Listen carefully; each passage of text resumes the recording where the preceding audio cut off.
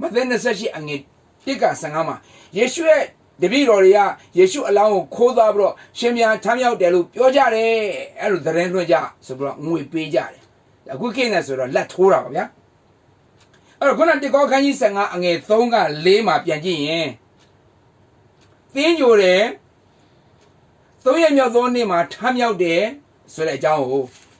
ဓမ္မမိတ်ဆွေတို့တေကောခန်းကြီး15အငယ်3နဲ့4မှာတွေ့ရမယ်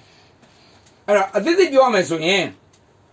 သေလွန်ပြီးတော့3ရက်မြောက်တဲ့နေ့မှာ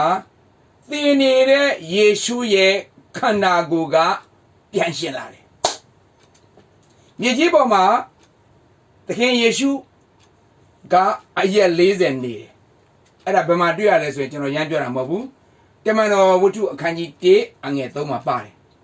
ဒါတခုတော့ဓမ္မမိတ်ဆွေကိုကျွန်တော်ကမှားလိုက်ချင်တာအဲ့ဒီရှင်ပြန်ထမြောက်ပြီးတဲ့အချိန်မှာခန္ဓာကိုယ်ကပြောင်းသွားတယ်အရင်ကခန္ဓာကိုယ်ကဒီအဝိညာဏခန္ဓာကိုယ်ဖြစ်တယ်အခုကျတော့ဝိညာဏခန္ဓာကိုယ်ပြောင်းတယ်ဒါဓမ္မမိတ်ဆွေတို့ပါဠိပဒရှုနားလည်မယ်ရှုတော့နားမလဲဘူးအဝိညာဏခန္ဓာကိုယ်ဆိုတာပုတ်ပြတ်တတ်တဲ့ခန္ဓာကိုယ်ဝိညာဏခန္ဓာကိုယ်ဆိုတာကမပုတ်မပြတ်တတ်တဲ့ခန္ဓာကိုယ်ဝိညာဉ်ကိုခန္ဓာပေါ့ပြီးတော့ရက်40လဲပြည့်လဲပြည့်ဟောတန်လွင်တောင်ပေါ်ကိုတက်ကြွသွားပြီးတော့တပည့်တော်900ရဲ့တပည့်တော်များရဲ့ရှစ်မောက်မှာ900လဲယေရှုကိုမြင်ရတယ်အဲ့ဒီတန်လွင်တောင်ပေါ်တက်ကြွတဲ့နေ့မှာတပည့်တော်ဒီက12ယောက်စလုံးကအားလုံး17ယောက်စလုံးကသူတို့မြင်ရကြတယ်သူတို့အားလုံးမြင်ရကြတယ်အဲ့ဒါတမန်တော်ခန်းကြီး1အငယ်9မှာဖော်ပြထားတယ်အဲ့တော့မြေကြီးပေါ်ကိုသခင်ယေရှုကတပန်ဆင်းလာပြီးတော့တရားစီရင်မှာဖြစ်တယ်ဟိုဓမ္မမိတ်ဆွေတို့သိမှာပေါ့ခရစ်စမတ်ဆိုတာကအပြစ်သားတွေကိုကယ်တင်ဖို့ရန်ဖြစ်ပေမဲ့အခုခရစ်တော်ရဲ့ဒုတိယအကြိမ်ကြွလာခြင်းကတရားစီရင်ဖို့ရန်ဖြစ်တယ်ဒါဆိုပထမကြွလာခြင်းဆိုတဲ့ခရစ်စမတ်ဒီမနုဿလူသားတွေကိုအပြစ်ထဲကကယ်တင်ဖို့ရန်ဖြစ်ပေမဲ့ဒုတိယကြွလာခြင်းသည်အပြစ်ရှိတဲ့သူတွေနောင်တမရဘဲနဲ့သင်္ခါရဖျားတွေထဲမှာ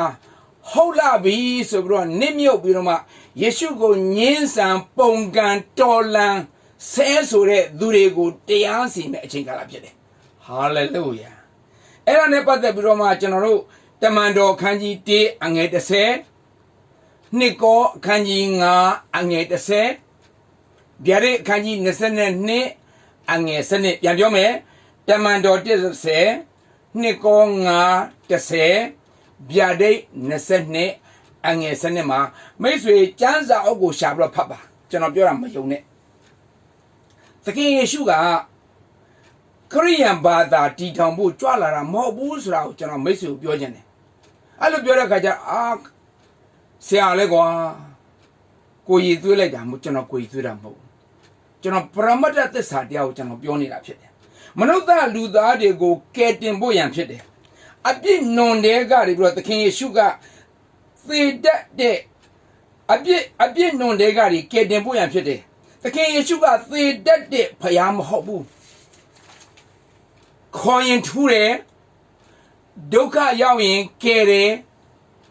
ကျွန်တော်တို့နဲ့အတူရှိတဲ့အီမာနွေလအီမန်နျူယ်ဆိုတာက God with us ဆိုတဲ့အဓိပ္ပာယ်ဖြစ်တယ်နောက်ဆုံးမသွန်သင်တတ်တယ်အကြံပေးတတ်တယ်လမ်းလွဲရင်လမ်းပြန်တက်ပေးတဲ့ဖယားဖြစ်တယ်တစ်ချိန်လုံးဗလိုင်းကြီးမြစ်တာနဲ့ကျွန်တော်တို့ကိုခွန်းလွတ်နေတတ်တဲ့ဖယားမဟုတ်ဘူးဖြောင့်မတ်တဲ့ဖယားသန့်ရှင်းတဲ့ဖယားဖြစ်တဲ့ကြောင့်နောင်တရဖို့အချိန်မိတ်ဆွေကိုပေးထားရတဲ့နဲ့မိတ်ဆွေကသင်္ခါရဖယားထဲမှာပဲခေါင်းမှာပြီးတော့ငါဖယားကတော့ကဲတင်မှာပဲဆိုရင်တော့မိတ်ဆွေဒါကိုယ်တိုင်နဲ့ကိုယ်ကံပဲလို့ကျွန်တော်ကနားလည်တဲ့စကားနဲ့ပဲကျွန်တော်ပြောလိုက်ချင်တယ်တစ်ချိန်လုံးကျွန်တော်တို့ကို brand ကြီးခွန်းလွတ်နေမယ်ဖယားမဟုတ်ဘူးလူသစ်ဘဝကိုပြန်လဲတဲ့မှတ်စေတဲ့ဖယားဖြစ်တယ်ငါရင်ကျွေးမယ်ဘာသာရေးသမားတွေကိုသူကဘာသာရေးသမားတွေဆိုတာမာနထောင်တယ်ငါဘာသာမှန်တယ်ငါရဲ့ခံယူချက်ကမှန်ဆိုမာနထောင်တဲ့အတွက်ကြောင့်အဲ့ဒီဘာသာရေးသမားတွေအထူးသဖြင့်ဆုံးမတတ်တယ်ကျွန်တော်ကရမ်းပြောတာမဟုတ်ဘူးဓမ္မသစ်ကျမ်းစာမှာဓမ္မသစ်ကျမ်းစာမှာကျွန်တော်ကြည့်လိုက်ဓမ္မသစ်ကျမ်းစာမှာပြန်ကြည့်လိုက်မယ်ဆိုရင်ဘာတွေ့ရလဲဆိုရင်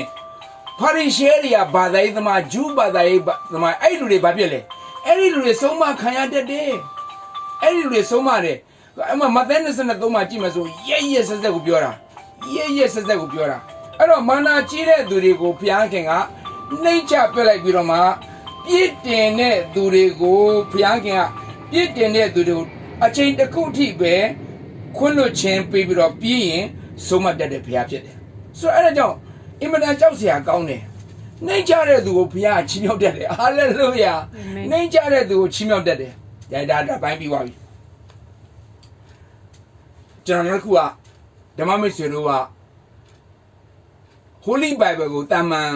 ကျမ်းစာတစ်ခုလိုပဲသဘောထားနေကြတာလေအဲကြောင့်ကျွန်တော်တို့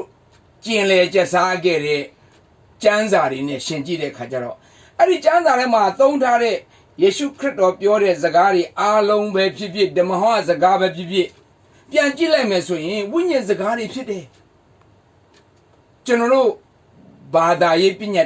တရားစကားတွေမဟုတ်ဘူးဝိညာဉ်စကားတွေဖြစ်တယ်ယေရှုမသိတဲ့သူတွေကတော့ယေရှုကိုမသိတဲ့သူတွေကတော့နားမလည်ကြဘူးဒါပေမဲ့နားမလည်တော့သူတို့ဘာလုပ်ကြလဲအဲ့ဒီကျမ်းစာကိုသူတို့ဖတ်တယ်နားမလည်တဲ့အခါကျတော့ပုံကန်တယ်အပြစ်တင်တယ်ကဲ့ရဲ့တယ်တိုက်ခိုက်တယ်ဝေဖန်တယ်ရှုံချတယ်နောက်ဆုံးကြတဲ့အခါမှာအဲ့ဒီလူတွေဘာဖြစ်ကြသိလားသေကုန်တယ်ဒုက္ခရောက်ကုန်တယ်မယုံရင်ဒီကျမ်းချက်တွေကိုကျွန်တော်အခုပေးမယ်ဖတ်ကြည့်ကျွန်တော်ဒါအလကားချင်းကြောက်နေတာမဟုတ်ဘူးသမာကျမ်းစာတွေကျွန်တော်ဒါတွေအကုန်ဖတ်ပြကြတယ်ဒါပေမဲ့အချိန်ကုန်နေကိုယ့်ကိုယ်ပဲဖတ်ကြည့်ဒီနှုတ်ကပတ်တော်ကျမ်းပိုက်မိတ်ဆွေရရင်လုံလောက်ပြီတောလျာကျမ်းအခန်းကြီး21အငယ်4ကနေပြီးတော့6မှာတောလျာ21အငယ်4က6မှာနောက်ခုတောလျာအခန်းကြီး16အငယ်1ကနေပြီးတော့34မှာဖတ်ကြည့်ပါနောက်တစ်ခုကဟေရှာယအနာဂတိကျမ်းအခန်းကြီး29အငယ်6ကိုဖတ်မယ်နောက်တစ်ခုကစာလံ39အငယ်1ကနေပြီးတော့15ကိုကျွန်တော်တို့ဖတ်ကြည့်မယ်အဲ့မှာအကုန်လုံးတွေ့မယ်မတရားသောသူသည်မဒီမနေရကျွန်တော်အဲ့ခုနဟာမှာကျွန်တော်တို့အကြမ်းမြင့်လေးခြုံကြည့်ဣသရေလလူတွေကဘယ်လောက်ကြီးဆိုးလဲဆိုတော့လေသူတို့ကအီဂျစ်ပြည်မှာနှစ်ပေါင်း430လောက်နေတဲ့အခါကျအီဂျစ်လူမျိုးတွေက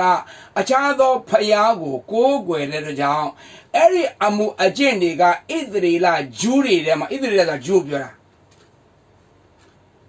ဂျူးတွေထဲမှာအကျင့်ပါနေတော့မောရှေကိုပုံကန်ကြတယ်အဲ့ဒီခုနအေဂုတုလူတွေရဲ့အကျင့်တွေကနှစ်ပေါင်းများစွာ generation အဆက်ဆက်ဆိုတော့သာသနာပလူတွေပုံစံအတိုင်းပဲပုံကန်ကြတော့အဲ့လူတွေသေကုန်တယ်ဒါကျွန်တော်အသေးစိတ်တော့မပြောတော့ပါဘူးထားလိုက်ဟာလူတိုင်းနားမလဲကြဘူးလက်တွေ့မှာတကယ်ပဲဖတ်တဲ့လူတွေကတလွဲတွေပဲရှောက်ပြောနေတာကိုကျွန်တော်ကလေ Facebook မှာပဲကြည့်ကြည့်ဘယ်မှာပဲကြည့်ကြည့်တွေ့နေရတယ်ဟိုရက်ွက်တဲ့ပဲစင်းစင်းကျွန်တော်အရင်စိတ်ပြုတ်ကောင်းတယ်ကျမ်းစာလည်းမဖတ်ကိုယ့်ရဲ့ဘာသာနဲ့ပတ်သက်ပြီးတော့လည်းမကျွမ်းချင်းသူများဘာသာကိုလည်းကောင်းကောင်းမဖတ်ရှောက်ပြောချင်တာတွေပြောဟိုခလေးစကားတွေကျွန်တော် Facebook မှာကြည့်တဲ့ခါကျတော့လေအဲ့မှာဝေဖန်တက်ခဲ့တဲ့သူတွေကိုကြည့်လိုက်ခလေးတွေလို့ပဲကျွန်တော်မြင်တယ်သူတို့ဘာကြောင့်လဲဆိုတော့ biblical discussion မဟုတ်ဘူး biblical talk မဟုတ်ဘဲနဲ့တကယ်ကို carnal talk carnal man talk ဇာတိပဂရိလူတွေကတကယ်အနုချမ်းစီးပြီးတော့မှပုံကန်တဲ့စကားတွေပဲရှောက်ပြောနေတာဆိုတော့ဒါကဘာကိုဖော်ပြလဲသူတို့ရဲ့ prestige သူတို့ရဲ့ဂုဏ်သိက္ခာဒီလောက်ပဲရှိတယ်ဆိုတော့ဖော်ပြအဲ့တော့တမန်ကျမ်းစာတအုပ်လုံးကိုမဖတ်ဘဲနဲ့တပိုင်းတစပဲဖတ်ပြီးတော့တလွဲကြီးပြောတယ်ဆိုတာကျွန်တော်သဘောပေါက်ပါတယ်တိကောခန်းကြီးနဲ့အငယ်14မှာပြန်ကြည့်လိုက်ရင်ဘာတွေ့ရလဲဆိုရင်ဇာတိပဂရိလူသည်ဖျားသခင်ဤဝိညာဉ်တော်အရာတို့ကိုမခံမယူထိုအရာတို့သည်မိုက်မဲသောအရာဖြစ်သည်ဟုထင်တတ်၏ထိုအရာတို့ကိုဝိညာဉ်တော်အားဖြင့်သာပိုင်းခြား၍နားလည်နိုင်သောကြောင့်ဇာတိပဂရိလူသည်နားမလည်နိုင်တဲ့ဟောဒါဆိုရင်ဒါမှမဟုတ်တော့ဘာပေါ့မှာမဟုတ်ဘူးဇာတိပဂရိလူဆိုတာဘာလို့ပြောတာလဲတကယ်ယေရှုကိုမသိသေးတဲ့သူကိုပြောတာဖြစ်တယ်ကိုအထင်ကြီးပြီးတော့မှလူတကြီးလို့ထင်နေတဲ့သူတွေကိုဇာတိပဂရိလူလို့ပြောတာဖြစ်တယ်အဲ့တော့ဘုရားခင်ရဲ့ဝိညာဉ်တော်ဆိုတာကဘာကိုပြောလဲဆိုရင် Holy Spirit သန့်ရှင်းသောဝိညာဉ်တော်ကိုပြောနေတာဖြစ်တယ်နောက်အဲ့မှာရေးထားတာရှိတဲ့တမ်းတစ်ခုကမိုက်မဲသောအရာတဲ့ မိုင်မဲသောအရာဆိုတာကယူသွတ်သောအရာလို့သူတို့ကထင်တာတမန်ကျမ်းစာကိုကြည့်လိုက်ရင်ယေရှုပြောတဲ့စကားတွေပဲဖြစ်ဖြစ်နှုတ်ကပတ်တော်ကျမ်းစာမှာတချို့ရေးထားတဲ့အရာတွေပဲကြည့်ကြည့်ယူသွတ်တဲ့အရာလို့သူထင်နေတာယောဟန်ခန်းကြီး6အငယ်63မှာယောဟန်ခရစ်ဝင်ခန်းကြီး6အငယ်63မှာသခင်ယေရှုကဘာပြောလဲဆိုငါပြောသောစကားသည်တဲ့ဝိညာဉ်ဖြစ်တယ်အသက်လည်းဖြစ်တယ်တဲ့ကျမ်းစာပြောထားတယ်တချို့ကဘုမသိဗမသိပဲနဲ့ရှောက်ပြောနေတာကိုကျွန်တော်သွားတွေ့နေရတယ်သူတို့ဘာမှလည်းနားမလဲဘူးသခင်ယေရှုဟာအသက်12နှစ်ကနေပြီးတော့အသက်30အထိ16နှစ်အတွင်းမှာတဲ့ဗုဒ္ဓနီးနာတွေကိုတိဘက်ပြည်မှာဘုန်းကြီးတစ်ပါးထံမှာနီးနာသွားယူတယ်ဆိုပြီးမှရန်တမ်းမှန်တမ်းရှောက်ပြီးတော့မှစားကောင်းတောက်ကောင်းပေါ့နော်စီးပွားပြည့်ရှောက်ပြောတာတကယ်တမ်းဆိုရင်အဲ့ဒါကတမန်ကျမ်းစာနဲ့တလွဲကြီးပဲကျွန်တော်အဲ့ဒါစိတ်မကောင်းဘာလို့လဲဆိုရင်မဟုတ်တဲ့အရာကအသရေရှုံချခြင်းလို့ခေါ်တယ်ဘာဖြစ်လို့ဆိုတော့လုံးဝမှားတယ်လို့ကျွန်တော်ပြောချင်တယ်ဘာလို့ဆိုကျွန်တော်တို့ဒီနေ့ခရိယာဓမ္မဆရာတွေကလည်းပဲဘာဖြစ်လို့မပြောကြလဲမသိဘူးဒါပေမဲ့ကျွန်တော်ဒီနေ့ကျွန်တော်အကြံပေးချင်တယ်အဲ့ဒါလုံးဝလွဲနေတယ်တိဘက်ပြည်ကိုဗုဒ္ဓသာသနာရောက်တဲ့နှစ်အချိန်ကာလကAD 900နဲ့AD 600ကြားမှာရောက်တာဖြစ်တယ်သခင်ယေရှုကကောင်းကင်ဘုံကိုAD 33လောက်မှာတက်သွားပြီအဲ့တော့မြေကြီးပေါ်မှာAD 906မှာသူမရှိတော့အဲ့တော့သူလုံးဝရောက်เสียအကြောင်းမရှိပါဘူးပထဝီဝင်အနေထားရပဲဖြစ်ဖြစ်တမန်ကျမ်းစာရဲ့ဩဝါဒအနေထားတွေပဲဖြစ်ဖြစ်ကျွန်တော်ဒီပိုင်းတော့ကျွန်တော်ဆက်မဆွေးနွေးတော့ဘူးတကယ်လို့ဓမ္မမိတ်ဆွေကသိကျင်တော့ကျွန်တော်ဆွေးနွေးဖို့အစဉ်သင့်ကျွန်တော်စောင့်နေပါတယ်နောက်တစ်ခုကအရေးကြီးတဲ့အရာကျွန်တော်ထပ်ပြောမယ်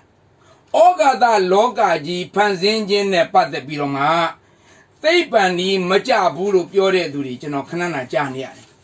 အဲ့ဒါကြားနေရတယ်ဆိုတော့တချို့ဓမ္မဆရာတွေအတိတ်ကကာလကဓမ္မဆရာတွေရဲ့ဖြစ်ကိုပြန်ကြည့်နေတယ်သူတို့ကလည်းပညာပိုင်းအားနည်းလားဘာနာလို့မပြောတတ်ဘူးအခုဓမ္မဆရာတွေကတော့တကယ် high educated သမားတွေဆိုတော့လေပို့ပြီးတော့မှဘယ်လိုခေါ်မလဲအင်္ဂလိပ်လိုဗမာလိုကျွမ်းတော့ပို့ပြီးတော့လေ့လာတော့လေ knowledge ကပိုများတယ်အရင်တော့ဆွေးနွေးခဲ့တဲ့တရာဖတ်တို့တွေပေါ့နော်ဆရာကြီးတွေကအားနေလားမသိဘူးဘာမှတကယ်ပဲဆွေးနွေးတဲ့အခါမှာထင်တော့မပေါက်ဘူးမတိုးနိုင်ဘူးဖြစ်နေအဲ့ဒါဘာကြောင့်လဲဆိုရင်စဖတ်အားနေတဲ့ကြောင့်ကိုယ်တိုင်တမန်ကျမ်းစာကိုလည်းစစ်ပေါက်မဖတ်နောက်က general knowledge ကိုလည်းပဲအခုဆိုရင် internet ကြီးခေတ်ကစားလာတဲ့ခါကျတော့ဘယ်သူကမှလိန်လို့မရအောင်လိန်နာနဲ့တန်းပေါ်တာအဲ့တော့မှကျွန်တော်အသေးစိတ်ရှင်းပြမယ်ဥပမာကပောက်ကျမ်းခန်းကြီး1အငယ်3ကိုကျွန်တော်ထောက်ပြမယ်အဲ့ဒီမှာဗာပြောဆိုနေလုံးကြီးမရှိဘဲနေတဲ့ဝေဖန်တဲ့သူတွေကနော်နေလုံးကြီးမရှိဘဲနဲ့တဲ့အလင်းကိုဖန်ဆင်းနေဆိုတာကတဲ့သဘာဝမကြပါဘူးတဲ့အဲ့မိကုံပေးကြတယ်ခဏကျွန်တော်အမေးခံရတယ်နေလုံးကြီးမရှိဘဲနဲ့တဲ့ဘယ်လိုအလင်းဖြစ်မလဲတဲ့အဲ့တော့ခင်ဗျားတို့တမန်ကျမ်းစာကသိပ္ပံနီလေမကြပါလားတဲ့ကျွန်တော်ပြောပြမယ်ဓမ္မမိတ်ဆွေတေချာနားထောင်အချိန်မျိုးကျွန်တော်ဆွေးနွေးလို့ရတယ်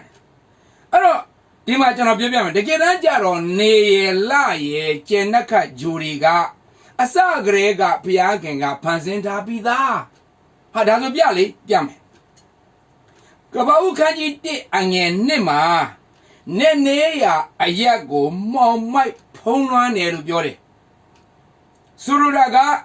ဓာတ်ငွေဒူကြီးကြောင့်သူကအလင်းသက်လောက်ပဲတွေ့ရတယ်နေလုံးကြီးလာလုံးကြီးနက်ခတ်တာယာတွေကိုမတွေ့ရဘူးအလင်းအောင်လောက်ပဲတွေ့ရတယ်အဲ့တော့